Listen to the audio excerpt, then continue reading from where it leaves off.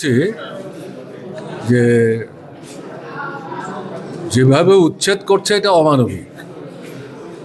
তবে এটা ঠিক, রাস্তায় তো শুধু গাড়ি ঘোড়া চলে না, পায়ে হাঁটা মানুষও চলেন,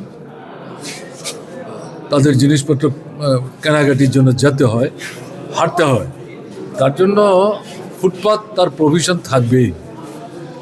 এদিক থেকে যারা ওখানে বসে কাজ করছেন তারা সবাই যে একবারে মানে হাঁটা চলার রাস্তা সবটা দখল করে করছে ঘটনাটা, কিন্তু বাধ্য হচ্ছে, বিকল্প নাই।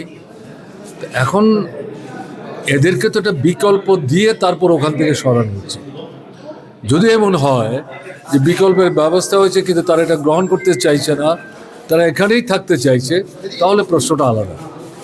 আমাদের সরকার থাকার সময়ে মাঝে মাঝে আমাদের যে এই ফুটপাত পরিষ্কার করার জন্য উদ্যোগ নিতে হয়নি, ঘটনা তা না, কিন্তু এই পদ্ধতি আমরা নেইনি। আমরা বিকল্প ব্যবস্থা করেছি এবং আপনারা দেখেছেন যারা খবর রাখেন, আগরতলা শহরের বিভিন্ন এলাকাতে এই ধরনের হকার যারা ফুটপাতে বসে যারা কাজ করেন তাদের স্থায়ীভাবে একটা আস্তানা বা ঠিকানা দিয়ে ওখানে যাতে তারা ব্যবসাটা ঠিকঠাকভাবে করতে পারে তার ব্যবস্থা করেই তারা যেখানে ছিলেন এখান থেকে তাদেরকে সরবার জন্য আমরা আবেদন করতাম, অনুরোধ করতাম। এর মধ্যে যারা একটু উলটপালট করার চেষ্টা করতেন তাদেরকে তো স্বাভাবিক কারণে প্রশাসনিক ভূমিকা নিতে হতো। কিন্তু এখন যেটা দেখা যাচ্ছে, কিছুদিন পরপরই তারা গিয়ে ইয়েগুলি হকার উচ্ছেদের নাম করে, ফুটপাত পরিষ্কার করার নাম করে রাতের অন্ধকারে গিয়ে আক্রমণ করছে, ভাঙচুর করছে।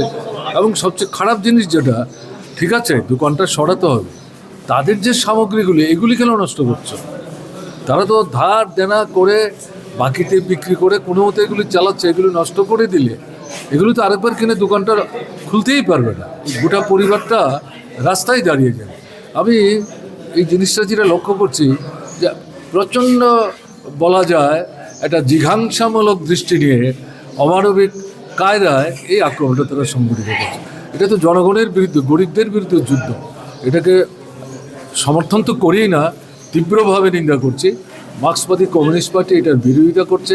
গতকালকেও আগরতলা শহরে পার্টির সদর কমিটির উদ্যোগে এটার বিরুদ্ধে তারা প্রতিবাদ করেছেন এবং দাবি করেছেন বিকল্প দাও, তার ব্যবস্থা করো, জিনিসপত্র যাদের এগুলি সরিয়ে নেওয়ার জন্য সময় দাও, ভাঙচুর করো না। এটা তো মানছে না এই সরকার, এটা ক্ষমতা দেখাবার চেষ্টা করছে, এটা ঠিক হচ্ছে না। এটা তীব্রভাবে প্রতিবাদ করছি, এটা হওয়া উচিত না।